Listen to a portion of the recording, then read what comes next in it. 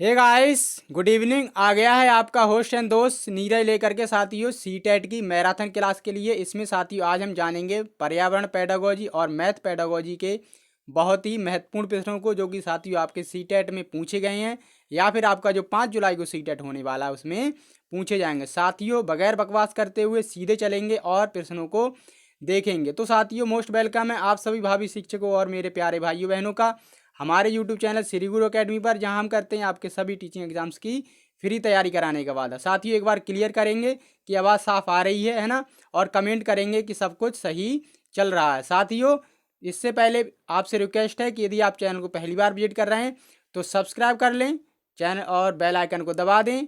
साथ ही साथ PDF format में ये पूरा मैटर प्राप्त करने के लिए टेलीग्राम चैनल को ज्वाइन कर लें, लिंक आपको डिस्क्रिप्शन में मिल जाएगा। साथियों देखते हैं सबसे पहले प्रश्न को और वीडियो को बगैर टाइम खराब करते हुए शुरू करते हैं। देखते हैं पहला प्रश्न क्या है। पर्यावरण के शिक्षक ने शिक्षार्थियों को जरायुज और अंडर जानवरों के बीच समानता और असमानता लिखने को कहा। ऑप्शन ए है अभिसारी, बी है अपसारी और सी है तथ्यात्मक, डी है मूल्यांकन। साथियों कमेंट करिए और इसका आंसर भेजिए। तो साथियों क्या हो जाएगा इसका आंसर, पहला है ना, इसका आंसर साथियों हो जाएगा क्या, तो शिक्षक क्या करना चाहता है, मूल्यांकन, डी। अब साथियों कैसे, ये मैं बताता हूँ आपके लिए। देखो अभिसारी में क्या होता है, यानी एक जो बहुविकल्पी जैसे कि प्रश्न होते हैं है ना, यानी एक जब आंसर आता है तब कैसा मूल्यांकन किया जाता है, अभिसारी। और अपसारी जब जो है कैसे करके, यानी कि कई सारे आंसर आए। जैसे कि मैं आपसे एक प्रश्न पूछता हूँ कि भारत के बारे में बताइए, तब इसके बहुत सारे जो आंसर हो सकते हैं। ठीक है, तथ्यात्मक क्या है, यानी सीधे तथ्य से डिपेंडेंट जो है मूल्यांकन किया जाए। ठीक है, तो यहाँ पर क्या हो जाएगा, यहाँ पर डी ऑप्शन आपका जो है राइट हो गया। ठीक है, चलते हैं अगले प्रश्न को देख लेते हैं। क्या है अगला प्रश्न। एनसीएफ 2005 के अनुसार निम्नलिखित में से कौन सी एक पर्यावरण अध्ययन की विषय वस्तु नहीं है।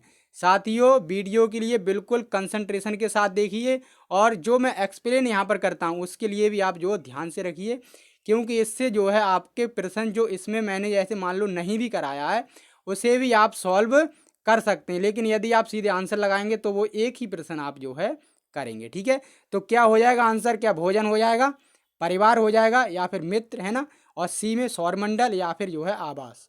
ठीक है, तो क्या है जो हम प्राथमिक लेवल पर बच्चों के लिए नहीं पढ़ाते हैं। ठीक है, तो फ्रेंड्स यहाँ पर आपका आंसर क्या हो जाएगा, यहाँ आपका आंसर हो जाएगा क्या, तो सौर मंडल। ठीक है, सौर मंडल साथियों जो है प्राइमरी लेवल पर नहीं पढ़ाया या नहीं सिखाया जाता है। ठीक है, सी ऑप्शन आपका यहाँ पर राइट हो गया। ध्यान रखिए प्रश्न जो है पूछा गया है। ठीक है साथियों, जैसा कि आपको पता है इसमें हम क्या है, तो मैथ पेडागोजी और ईवीएस पेडागोजी दोनों के क्वेश्चनों को शामिल रूप से करेंगे। ठीक है, तो अब देख लेते हैं हम एक मैथ पेडागोजी के प्रश्न को। ठीक है, क्या है, कक्षा 2 के कुछ शिक्षार्थियों को हासिल वाले अंकों की संख्याओं के जोड़े में कठिनाई का सामना, साथियों ये क्या होगा, सामना करना पड़ता है। इस समस्या का कारण क्या है, ये आपके लिए बताना है। ठीक है, ऑप्शन ए है गणित में रुचि का अभाव, बी है अंकित मान और स्थानीय मान में अंतर करने की समझ का अभाव, सी है शून्य के महत्व की समझ का अभाव, और डी है पुनर्समूहकरण की प्रक्रिया का अभाव। साथियों सीधे जल्दी करिए, कमेंट कीजिए और ऑप्शन जो है आप सही जो है भेजिए। ठीक है, तब तक मैं यहाँ पर थोड़ा सा एक्सप्लेन कर देता हूँ। तो क्या है, बच्चा जो है हासिल वाले सवालों को, जैसे कि मान लो ये 9 और 6 माने लिखा और 2 और 5। ठीक है, अब बच्चा क्या, बच्चे के लिए रुचि का अभाव है तो नहीं, क्योंकि बच्चा सवाल कर रहा है तो बच्चे में रुचि है। अंकित यानी कि अंकित मान और स्थानीय मान में अंतर, तो साथियों ये क्या होता है, अंकित मान और स्थानीय मान में अगर वो है अंतर नहीं कर पाता बच्चा, तो वो जो है जोड़ ही नहीं पाता, लेकिन जोड़ने की कोशिश कर रहा है ना। और क्या, शून्य के महत्व का अभाव, तो शून्य की यहाँ पर कोई भी बात नहीं हुई है। लेकिन साथियों यहाँ पर ऑप्शन हो जाएगा आपका डी। ठीक है, कैसे, पुनर्समूहीकरण। अब देखिए कैसे, जैसे इनके लिए अगर हम जोड़ें तो 6 और 5 11, 11 का आप 1 लिखेंगे और कैरी 1, तो ये जो बच्चे ये समूह जो बनाने की बात आती है यहाँ पर है ना, तो इसमें बच्चे के लिए समस्या, यानी बच्चा पुनः जो है हासिल के लिए समूहकरण करने में दिक्कत बच्चे के लिए हो रही है। डी ऑप्शन आपका राइट हो गया। ठीक है फ्रेंड्स, देख लेते हैं अगले प्रश्न को। क्या है, प्राथमिक स्तर पर गणित की अच्छी पाठ्य पुस्तक के लिए निम्नलिखित में से कौन सी महत्वपूर्ण विशेषता है। ठीक है, ऑप्शन ए है उसमें अवधारणाओं का परिचय संदर्भों के द्वारा दिया जाना चाहिए। बी है उसमें केवल बहुत से अभ्यास होने चाहिए जिससे कि तथ्य अभ्यास जो है किया जा सके। ठीक है। सी क्या है, आकर्षक और रंगीन होनी चाहिए। डी है मोटी और बड़ी होनी चाहिए। तो क्या हो जाएगा आपका आंसर साथियों, भेजिए कमेंट। तो फ्रेंड्स क्या है, एक अच्छी पाठ्य पुस्तक की विशेषता क्या है, ये हमारे लिए यहाँ पर बताना है। ठीक है। अब देखते हैं जैसे डी ऑप्शन, यानी कि किताब जो है मोटी हो, यानी केवल मोटी से काम चल जाएगा, बिल्कुल नहीं चलेगा। आकर्षक और रंगीन हो, केवल नहीं काम चलेगा। ठीक है। और क्या है, उसमें बहुत सारे अभ्यास होने चाहिए, है ना, यानी कि बच्चा जो है प्रश्नों को करता जाए चाहे उसकी समझ में आए या ना आए। ठीक है। तो ये भी नहीं होगा। ठीक है। और इसमें साथ ही साथ क्या आया है, केवल वर्ड आया है। ठीक है। तो ये भी आपने काट दिया और ए ऑप्शन आपका यहाँ पर राइट हो गया। साथियों मैं आपको बता रहा हूँ पेडागोजी में आप क्वेश्चन किस तरीके से लगाते हैं। तो आप जो है ऑप्शन के लिए कैंसिल करें, है ना, जो ऑप्शन नहीं हो सकता उसके लिए कैंसिल करेंगे और जो बच जाएगा वो ही आपका आंसर होता है। और नेगेटिव पॉइंट के लिए साथ ही साथ जड़ से शाखा का नियम जो मैंने आपको बता रखा है उसके लिए हम देख करके चलते हैं। ठीक है। अब देखते हैं साथियों ईवीएस के अगले प्रश्न को, है ना, क्या है, प्राथमिक स्तर पर पर्यावरण अध्ययन की विषय वस्तु का निर्धारण करते समय निम्नलिखित विशेषताओं का ध्यान रखना चाहिए, किसके अलावा यानी किसके सिवाय, किसका ध्यान जो हमें नहीं रखना चाहिए, ये आपके लिए बताना है। ठीक है। ऑप्शन ए है, यह प्राकृतिक एवं सामाजिक सांस्कृतिक पर्यावरण को एकीकृत तरीके से जोड़े। बी है, यह पर्यावरण के प्रति सरोकार उत्पन्न करे। सी है, यह शिक्षार्थियों को ज़्यादा प्रश्न पूछने का मौका ना दे। और डी है, यह रटकर सीखने की प्रवृत्ति को हतोत्साहित करे या फिर जो है उसके लिए क्या करे, रोके, है ना, यानी कि मना करे। ठीक है। तो क्या हो जाएगा यहाँ पर आपका राइट आंसर, बताइए फ्रेंड्स, कमेंट करिए सीधे ऑप्शन को। ठीक है। और फ्रेंड्स क्या है, आप सीधे कमेंट करते रहें। क्या मैं आपके कमेंट यहाँ पर थोड़े से नहीं पढ़ पा रहा हूँ क्योंकि मेरा फोकस क्या है, सीधे सीधे पढ़ाने पर है। ठीक है। क्या है साथियों इसका आंसर बताइए। तो जो बुक है ना, जो क्या है पाठ्यक्रम का हम निर्माण करते हैं तब किस तरीके से करते हैं कि वो इस तरीके का पाठ्यक्रम ना हो कि वो जो है यह शिक्षार्थियों को ज़्यादा से ज़्यादा प्रश्न पूछने पर मौका ना दे। यानी कि पाठ्यक्रम ऐसा होना चाहिए, विषय वस्तु ऐसी होनी चाहिए जो बच्चे को प्रश्न पूछने का मौका दे, जिससे बच्चा जो है क्रिएटिव रखे। ठीक है। तो ये जो है यहाँ पर हम इसका जो है ध्यान नहीं देते, यानी कि ये जो है यहाँ पर आपका सी ऑप्शन आंसर हो जाएगा। क्या है कि सामाजिक और सांस्कृतिक पर्यावरण को एकीकृत करे, यानी कि जोड़े बच्चे के, है ना, सामाजिक और सांस्कृतिक क्या एकीकृत पर्यावरण को, है ना। और क्या है, यह पर्यावरण के प्रति सरोकार, यानी कि बच्चे जो है पर्यावरण का संरक्षण सीखें, है ना, जो जरूरी बातें हैं पर्यावरण के बारे में उन्हें सीखें। और क्या है, रटकर सीखने का जो है वो विरोध करे, ये हमें ध्यान रखना चाहिए। ठीक है। तो समझ गए होंगे साथियों आप। एक्सप्लेनेशन पे साथियों जो है जरा थोड़ा सा फोकस जो है जरूर करें आप। ठीक है। क्या है अगला प्रश्न, प्राथमिक स्तर पर पर्यावरण अध्ययन की विषय वस्तु में से निम्नलिखित में से कौन सा असत्य है। ठीक है। ऑप्शन ए है आपका, यह पाठ्य पुस्तकों और शिक्षकों के अलावा शिक्षार्थियों को परिवार, समुदाय या अन्य माध्यमों से ज्ञान अर्जन करने को बढ़ावा जो है देती है। ठीक है। बी है, यह परिभाषाओं और शब्दावलियों तथा अमूर्त अवधारणाओं का व्याख्या करे। ठीक है। सी है, यह शिक्षार्थियों को भय एवं पूर्वाग्रह से मुक्त करे। और डी है आपका उपरोक्त में से कोई नहीं। क्या है प्रश्न साथियों, अध्ययन की यानी पर्यावरण अध्ययन की विषय वस्तु में कौन सा असत्य है, ये आपके लिए बताना है। ठीक है। तो साथियों क्या हो जाएगा, देखो अब इसमें मैं एक्सप्लेन करता हूँ, आपने ऑप्शन भेज ही दिया होगा, है ना। क्या है, यह पाठ्य पुस्तकों और शिक्षकों के अलावा शिक्षार्थियों के परिवार और समुदाय के माध्यमों से ज्ञान अर्जन करे, यानी कि ये कर रहा है अनौपचारिक ज्ञान की बात, जो कि हम जो है बच्चा उससे सीखता है ना। और परिभाषाओं और शब्दावलियों और अमूर्त अवधारणाओं की व्याख्या करें। ये साथियों हमारा टारगेट प्राथमिक लेवल पर नहीं होता। हमारा क्या है कि बच्चा केवल मूर्त चीज़ें सीखे प्राइमरी लेवल पर और अपने ज्ञान का निर्माण स्वयं करे और बच्चा जो है अपने दैनिक जीवन की क्रियाओं से सीखे, ये हमारा टारगेट होता है। तो असत्य हो जाएगा यहाँ पर आपका बी ऑप्शन। ठीक है। देखते हैं साथियों अगले प्रश्न को। क्या है, एनसीएफ 2005 ने कक्षा 3 से 5 तक के पर्यावरण अध्ययन की कितनी थीमों या पाठ्यक्रम में बांटा है। ठीक है। ऑप्शन ए है आपका 4, बी है 5, सी है 6 और डी है आपका 8। तो इसके लिए साथियों आप बताएं, कमेंट करें। तो इसका साथियों फ्रेंड्स आंसर हो जाएगा आपका क्या, तो सी ऑप्शन। ठीक है। सी आंसर यहाँ पर साथियों राइट हो जाएगा। ठीक है। इसके लिए आप याद कर लें, सीधे प्रश्न जो है पूछा गया है सी टेट में आपसे। ठीक है। देख लेते हैं साथियों अगले प्रश्न को। क्या है, पहला प्रश्न मतलब 8वां प्रश्न क्या है, कक्षा NCF 2005 ने कक्षा 3 से 5 तक के पर्यावरण अध्ययन को विभिन्न थीमों में बांटा है। उनमें एक थीम में ऐतिहासिक इमारतों के डिजाइन, धातुओं के प्रयोग आदि विषयों पर चर्चा की गई है। यह किस थीम के अंतर्गत आता है? ठीक है, ये किस जो है थीम के अंतर्गत ये जो है बात आती है। जैसे कि अभी हमने देखा कुल 6 थीमों में पाठ्यक्रम को बांटा गया है। ठीक है, तो वो जो है साथियों क्या हो जाएगा यहाँ पर इसका आंसर, एक ऑप्शन नीचे उसे भी आप देख लें और इसका जो कमेंट करें आंसर। ठीक है, कमेंट बॉक्स में। ठीक है, क्या हो जाएगा साथियों इसका आंसर बताइए। तो यहाँ साथियों इसका आंसर हो जाएगा क्या, यात्रा, ऑप्शन ए। ठीक है साथियों, इसके लिए आप ध्यान कर लें। ठीक है, यात्रा आपका जो है यहाँ पर राइट आंसर हो जाएगा। ठीक है, चलते हैं साथियों अगले प्रश्न को देख लेते हैं। क्या है अगला प्रश्न, प्रश्न नंबर 9, निम्न में से किस शिक्षण सिद्धांत के अंतर्गत शिक्षार्थियों को प्रत्यक्ष हस्तपरक अनुभव की प्राप्ति होती है जिससे उनका अधिगम सक्रिय एवं सार्थक होता है? क्या सिद्धांत है वो? क्या रुचि का सिद्धांत है, या फिर क्रियाशीलता का सिद्धांत है, या फिर प्रेरणा का सिद्धांत है, या फिर नियोजन का सिद्धांत वो जो है। तो कमेंट करेंगे फ्रेंड्स, इसका आंसर क्या हो जाएगा देख लेते हैं। क्या हो जाएगा साथियों इसका आंसर, यानी कि क्या है, हस्तपरक। देखिए यानी करके सीखने की बात हो रही है। ठीक है, सीधा आप जो आंसर लगा सकते हैं क्रियाशीलता का सिद्धांत। ठीक है, क्रियाशीलता का सिद्धांत क्या कहता है कि बच्चा जो है करके सीखे, अपने अनुभव से सीखे, है ना, अपने जो है बच्चा स्वयं से सीखे, है ना, ये कहता है कौन, क्रियाशीलता का सिद्धांत। और रुचि का सिद्धांत क्या कहता है, बच्चे में जो है सीखने के प्रति रुचि होनी चाहिए। प्रेरणा यानी बच्चा जो है मोटिवेटेड होना चाहिए। नियोजन यानी बच्चा जो है सिस्टमेटिकली सीखना चाहिए। लेकिन यहाँ पर बात चल रही किसकी, तो हस्तपरक अनुभव की। ठीक है, यहाँ इस पर इसका जो है आप ध्यान रखें। ठीक है, तो क्या हो जाएगा आपका आंसर, बी ऑप्शन आपका यहाँ पर राइट हो जाएगा। ठीक है, देख लेते हैं साथियों अगले प्रश्न को।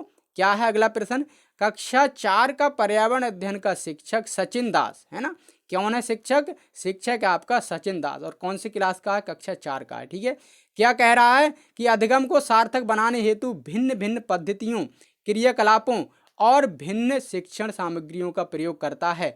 ऐसा करने के लिए वह किस शिक्षण सिद्धांत का जो है अनुसरण कर रहा है? ठीक है, क्या हो जाएगा साथियों इसका आंसर, तो इसका आंसर बताइए, कमेंट करिए।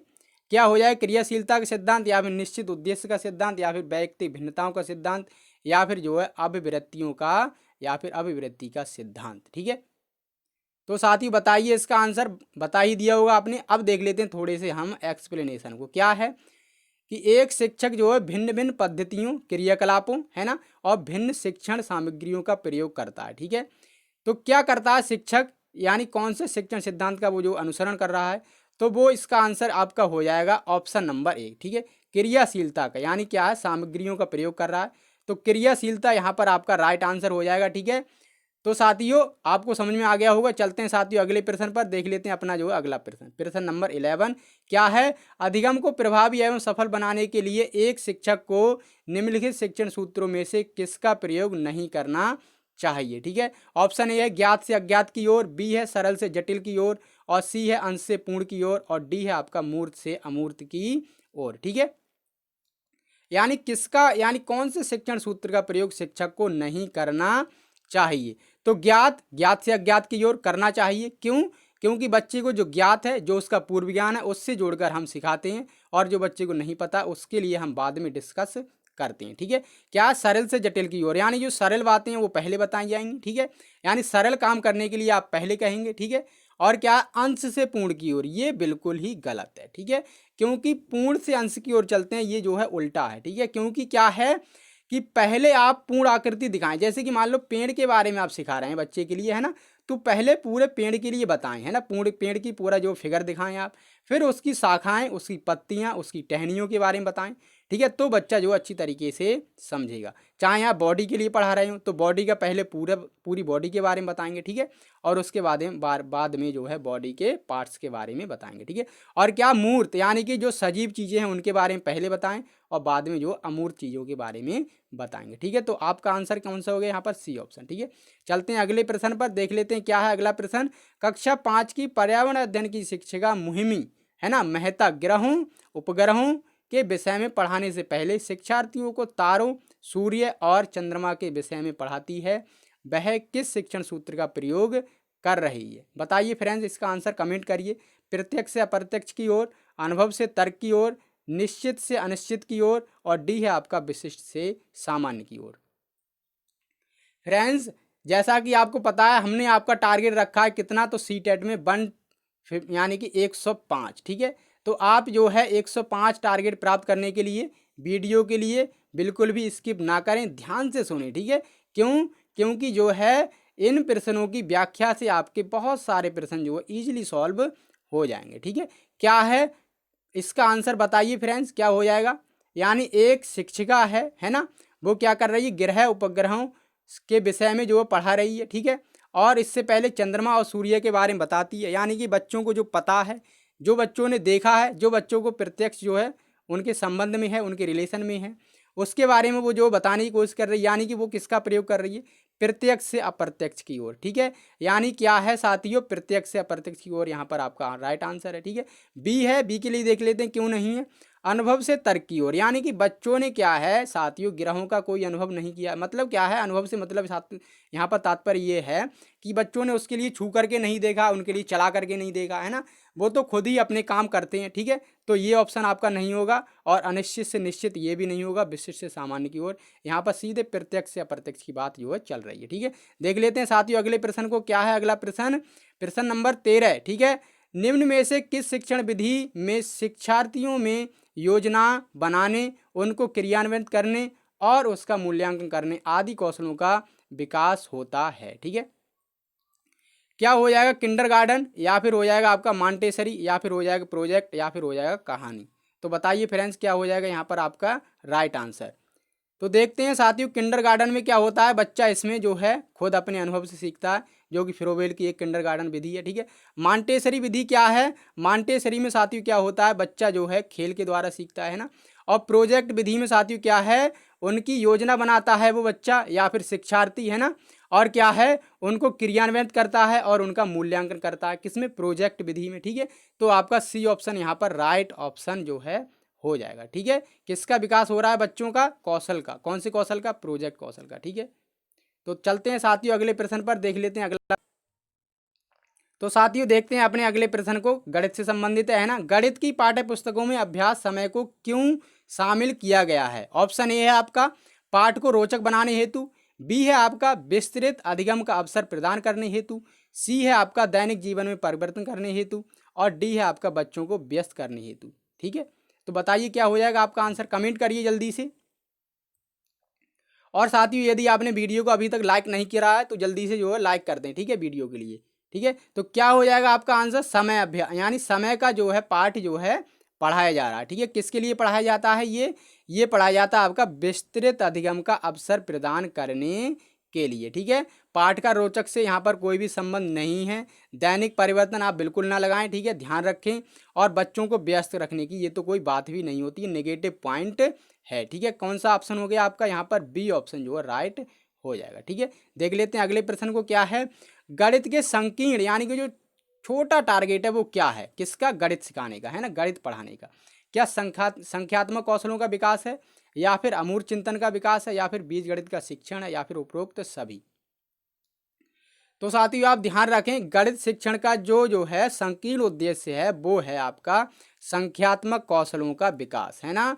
बच्चों के जो संख्या का ज्ञान है, जो उसके मानसिक लेवल को ऊंचा करेगा, है ना, जो उसके तार्किक ज्ञान को बढ़ाएगा, उसके लिए जो संकीर्ण उद्देश्य जो है होता है गणित शिक्षण का। ठीक है, और उच्च उद्देश्य क्या होता है, तो बच्चा जो है उसके जो है ज्ञान का निर्माण करेगा खुद, और बच्चा जो है उच्च गणित पढ़ने के लिए तैयार होता है, किसमें, तो उच्च उद्देश्य गणित शिक्षण के जो है ये होते हैं जो मैंने आपको बताए। ठीक है, तो यहाँ पर आपका कौन सा हो जाएगा, ए ऑप्शन आपका राइट हो जाएगा। ठीक है, ध्यान रखें उपरोक्त सभी ना लगा दें आप। ठीक है, देख लेते हैं साथियों अगले प्रश्न को। क्या है अगला प्रश्न हमारा, गणित की कक्षा में संप्रेषण का उल्लेख किस क्षमता का विकास करना है। ठीक है, ऑप्शन ए है दंडारेख, जिसके लिए हम बोलते हैं बार ग्राफ, को देखकर आंकड़ों का अर्थ लगाना, बी है आपका कक्षा में पूछे गए प्रश्नों का तुरंत उत्तर देना, सी है गणित की समस्याओं पर दूसरों के विचार का खंडन करना, और डी ऑप्शन है आपका क्या, तो गणितीय विचार को सुव्यवस्थित, संचित और स्पष्ट करना। ठीक है, तो बताइए साथियों क्या हो जाएगा यहाँ पर आपका राइट आंसर। तो फ्रेंड्स आपने कमेंट कर दिया होगा आंसर, है ना, क्या है, तो इसका आंसर डी ऑप्शन, ठीक है, डी ऑप्शन इसका राइट आंसर। कैसे देख लेते हैं थोड़ा सा। संप्रेषण का उल्लेख किस क्षमता का विकास करना, ठीक है। अब दंडारेख यहाँ पर कुछ भी लेना देना नहीं है, क्योंकि संप्रेषण कम्युनिकेशन की बात जो है हो रही है, ठीक है। कक्षा में प्रश्नों का तुरंत उत्तर देना, यानी कि टारगेट हमारा ये नहीं होता कि बच्चा जो है तुरंत उत्तर दे, हमारा टारगेट होता है कि बच्चा जो है प्रश्न करे हमसे, है ना, प्रश्न पूछे, जिससे जो है वो खुद समझे और ज्ञान का निर्माण करे, ठीक है। जो कि आपको पता है बच्चा खोज के द्वारा, जीन पियाजे की विधि है, यानी जीन पियाजे ने बताया कि बच्चा जो है नन्हा वैज्ञानिक है, ठीक है। क्या है अगला, सी, गणित की समस्याओं पर दूसरों के विचारों का खंडन करना, जो कि उच्च गणित का टारगेट होता है, ठीक है। तो यहाँ पर क्या हो जाएगा आपका डी ऑप्शन जो है राइट हो जाएगा, ठीक है। देख लेते हैं अगले प्रश्न को, क्या है अगला प्रश्न। राष्ट्रीय पाठ्यचर्या जो रूपरेखा है उसकी 2005 की सिफारिश करती है कि प्राथमिक स्तर पर गणित की शिक्षा का केंद्र होना चाहिए, ठीक है। क्या केंद्र होना चाहिए गणित शिक्षा का। ऑप्शन ए उच्चतर गणित के लिए तैयारी, बी है आपका गणित के अमूर्त विचार जानना, सी है आपका कक्षा कक्ष में की गई पढ़ाई को विद्यार्थियों के दैनिक जीवन यानी दैनिक जिंदगी से जोड़ने में सहायता करना, और डी है आपका विद्यार्थियों को गणित की शिक्षा में अंतर्राष्ट्रीय मापदंड अर्जित करने में सहायता करना। तो साथी बताइए क्या हो जाएगा यहाँ पर आपका राइट आंसर, यानी क्या प्राथमिक लेवल पर गणित शिक्षण का केंद्र क्या होना चाहिए, ये आपके लिए बताना है। कमेंट करा होगा आपने आंसर के लिए, अब मैं बताता हूँ आपके लिए आंसर, ठीक है। तो क्या बताया मैंने आपको साथियों, आप कोई भी सब्जेक्ट पढ़ाएं, चाहे वो गणित हो, चाहे वो ईवीएस हो, चाहे वो कोई भी सब्जेक्ट क्यों ना हो, है ना। अगर आप बच्चे के लिए पढ़ाएंगे तो उसके लिए किससे पढ़ाएंगे, बच्चे के बाहरी वातावरण के ज्ञान से जोड़कर, है ना, बच्चे के दैनिक जीवन से जोड़कर आप उसके लिए पढ़ाएंगे, ठीक है। यानी कक्षा कक्ष में की गई पढ़ाई विद्यार्थियों की दैनिक जिंदगी से जोड़ने में सहायता करना जो है हमारा टारगेट है, जो कि एनसीएफ 2005 कहता है, ठीक है। अमूर्त गणित जानना ये जो है टारगेट प्राइमरी लेवल पर नहीं होता है, और उच्च गणित जो कि मैंने आपको बताया इसका भी टारगेट प्राइमरी लेवल पर नहीं होता है, ठीक है। अंतर्राष्ट्रीय ख्याति प्राप्त की बात भी यहाँ पर नहीं की जाती प्राइमरी लेवल पर, ठीक है। तो आप समझ गए होंगे साथियों आंसर को, है ना। चलते हैं अगले प्रश्न को देख लेते हैं, क्या है। निम्नलिखित में से कौन सी संख्या की समझ का महत्वपूर्ण पहलू नहीं है, ठीक है। क्या पंक्तिबद्धता, या फिर गणना, या फिर अंक लिखना, या फिर संरक्षण। तो फ्रेंड्स यहाँ आपका राइट आंसर क्या हो जाने वाला है बताइए, कमेंट करा आपने आंसर के लिए, है ना, मैं आपके आंसर का वेट कर रहा हूं। तो यहाँ साथियों आपका आंसर हो जाएगा क्या, संरक्षण। देखिए अब कैसे, क्या है निम्नलिखित में से कौन सा संख्या की समझ का महत्वपूर्ण पहलू नहीं है। पंक्तिबद्धता यानी बच्चा संख्याओं क्रम से लगाए, बिल्कुल है ना, महत्वपूर्ण पहलू है एक। गणना करना यानी बच्चे जो संख्याओं की गणना करने में संख्याओं का प्रयोग करे, बिल्कुल सही है, ये होना चाहिए। अंक लिखना जो कि बच्चे के लिए होना ही चाहिए, है ना, कि बच्चा अंकों को समझे, उनके लिए थोड़ा बहुत लिख सके, है ना। लेकिन संरक्षण साथियों हम क्या है प्राइमरी लेवल पर बात नहीं करते। अब संरक्षण है क्या, इसके लिए हम देख लेते हैं। देखो ऐसे करके, जैसे आपने लिखा एक नंबर लिखा 54, ठीक है। अब आपने क्या करा, आपने यहाँ से जो है 4 के लिए मिटा दिया, ठीक है। अब बच्चे से कहें कि बच्चा जो है ये कितना बचा और 4 कहाँ गया, है ना, तो बच्चा इसके लिए नहीं बता पाएगा प्राइमरी लेवल पर कि आखिर जो है 4 कहाँ गया, ठीक है। तो इसके लिए हम कैसे बताते हैं, ये जो है आपको पता होगा, और जीन पियाजे की जो तीसरी अवस्था है 7 से 11 उसमें जो है संरक्षण की शुरुआत जो है होती है ना। यानी कि क्या, मूल बिंदु पर संख्याओं में नहीं लौट पाना, क्या है, असंरक्षण, है ना। और संरक्षण क्या है, बच्चा जो है मूल बिंदु पर लौट जाए, ठीक है। तो समझ गए होंगे आप। देख लेते हैं अगले प्रश्न को, क्या है निम्नलिखित में से कौन सा प्राथमिक स्तर पर गणित शिक्षण की पाठ्यचर्या अपेक्षाओं के साथ मेल नहीं खाता, है ना। जो क्या है एनसीएफ 2005 है उसके साथ मेल नहीं खाता। कौन सा है ऑप्शन आपका बताइए, देख लेते हैं आपके ऑप्शनों को, ठीक है। क्या है आपका आंसर, एक बार फिर से देख लें प्रश्न के लिए साथियों, अगर आपने नहीं देखा है, ठीक है। देख लेते हैं, तब तक मैं 2 ऑप्शन पढ़ देता हूं। मानक परिकलन प्रणाली में संख्या संबंधी संक्रियाओं के करने में भाषा और प्रतीक चिन्हों का विकास, ठीक है। बी क्या है, भिन्न को पूर्ण के अंश के रूप में प्रदर्शित करना तथा सरल भिन्नों को व्यवस्थित करना। और बाकी 2 ऑप्शन उन्हें देख लेते हैं, क्या है, वर्गीकृत आंकड़ों के निरूपण को विश्लेषण करना तथा निष्कर्ष निकालना, और दैनिक जीवन के तार्किक प्रणाली तथा गणितीय सोच के विकास यानी कि सोच के बीच संयोजन का विकास, ठीक है। ये आपका डी ऑप्शन है, ठीक है। तो क्या हो जाएगा आपका यहाँ पर राइट आंसर, बताइए फ्रेंड्स, कमेंट करिए जल्दी से राइट आंसर के लिए।